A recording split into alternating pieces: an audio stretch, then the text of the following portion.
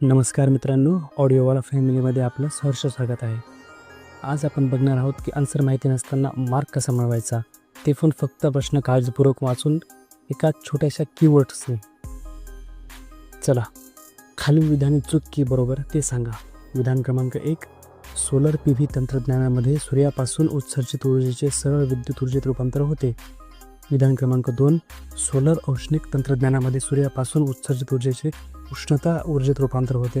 विधान क्रमांक 3, जैविक पदार्थामध्ये फक्त हा कीवर्ड लक्षात ठेवायचा, नायट्रोजन असतो.